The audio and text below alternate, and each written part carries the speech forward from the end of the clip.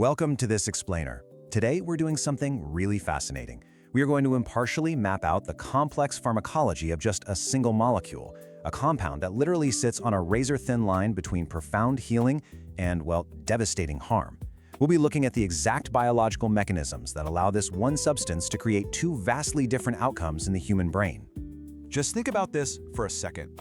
The molecule that helps a student finish an essay is chemically almost identical to street speed. It's a pretty incredible paradox, right? How can the exact same fundamental chemical mechanism be a cornerstone of modern psychiatric treatment for some and a devastatingly addictive, toxic substance for others? Well, the answer lies in the incredible microscopic intricacies of our neurobiology. Let's kick things off with Section 1, the twin molecule and its shared origins. If you take a look here, you'll notice how therapeutic amphetamine structurally mimics our natural monoamine neurotransmitters, things like dopamine and norepinephrine. But look right next to it. It's also remarkably close in structure to illicit variants, like methamphetamine. It is exactly this specific structural mimicry that allows the amphetamine molecule to act as a sort of master key in the brain, unlocking our neural pathways with just incredible potency. So, clinically speaking, what is it? Well, amphetamine is a central nervous system stimulant. Its primary job is to increase the synaptic availability of dopamine, the chemical we associate with reward and motivation, and norepinephrine, which drives alertness and energy. And it does this not just by passively blocking reuptake, but by actually interacting directly with the brain's monoamine transporter systems. Moving into Section 2, reversing transporters at the micro level. Here's where it gets wild. The crucial point to understand is that amphetamine doesn't just passively block things, it actively reverses the brain's normal chemical pumps. So here's the biological play-by-play. First, the amphetamine enters the neuron. Second, it disrupts the internal storage vesicles. Third, that disruption actually reverses the direction of the dopamine and norepinephrine transporters. And finally, fourth, instead of vacuuming up neurotransmitters like they usually do, these transporters are literally forced to push dopamine and norepinephrine out into the synapse. This whole process brilliantly illustrates the role of a protein called VMAT2. Now, vesicular monoamine transporter 2 is normally responsible for safely packaging and storing dopamine inside the neuron. But when amphetamine gets in there, it collapses the pH gradient of these vesicles. This forces a massive dump of dopamine into the neuron's intracellular fluid, or the cytosol. And because there is now just so much dopamine floating freely inside the cell, the normal transporters really have no choice but to work in reverse, forcefully pumping all that dopamine out into the brain. Which brings us to Section 3, tuning the mind, the therapeutic path. For individuals managing conditions like ADHD, this controlled mechanism is incredibly beneficial. By increasing norepinephrine, the brain effectively enhances the signal strength of incoming information. And simultaneously, by increasing dopamine, it turns down the background noise or distractions.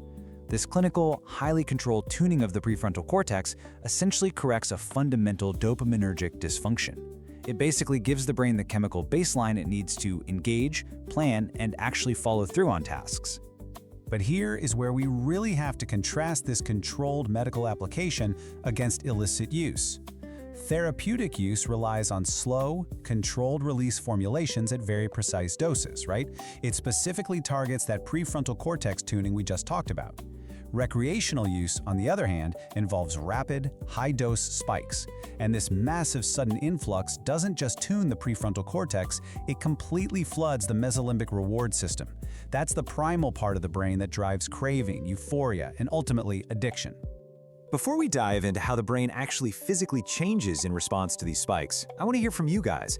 How do you view this razor-thin line between a vital medical treatment and potential societal harm?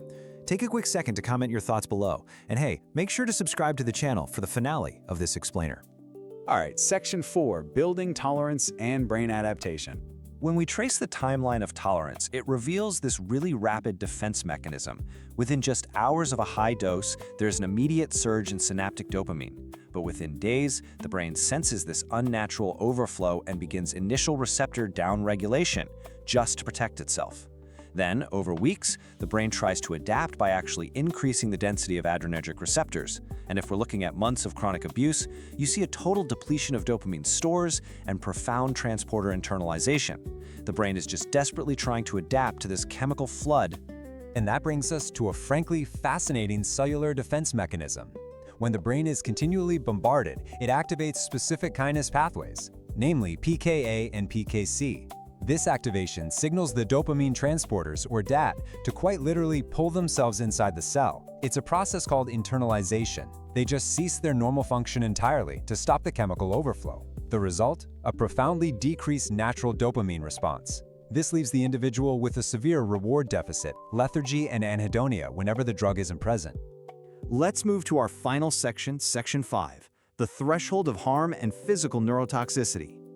We really have to look objectively at the severe neurobiological consequences of extreme amphetamine exposure, because this isn't just about the brain temporarily turning down its receptors anymore.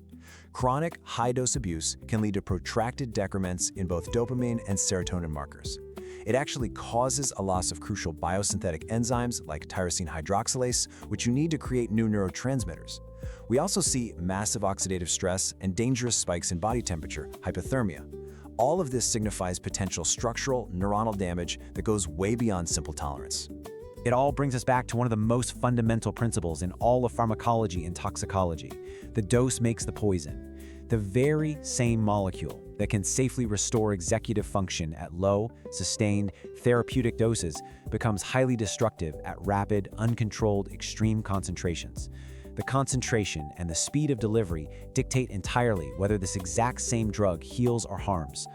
So, to summarize the dual outcomes of this single molecule, we're looking at a starkly diverging path. On one side, we have the medical thread, correcting fundamental dopamine deficits, reducing background noise, and enabling vital executive function for those who truly need it. But on the flip side, we have the recreational thread, indiscriminately flooding the brain's reward pathways, triggering severe addiction, internalizing transporters, and risking long-term neurotoxicity. Two entirely distinct threads, intimately connected by the exact same chemical structure. I want to leave you with a lingering thought as we wrap up this explainer. If a single molecule can act as the master key to both unlock our greatest focus and unleash our deepest, most destructive dependencies, just how much of our core human experience, our motivation, our attention, our very willpower, is simply a matter of chemistry. Thank you so much for joining me for this explainer, and as always, keep questioning the science behind our minds.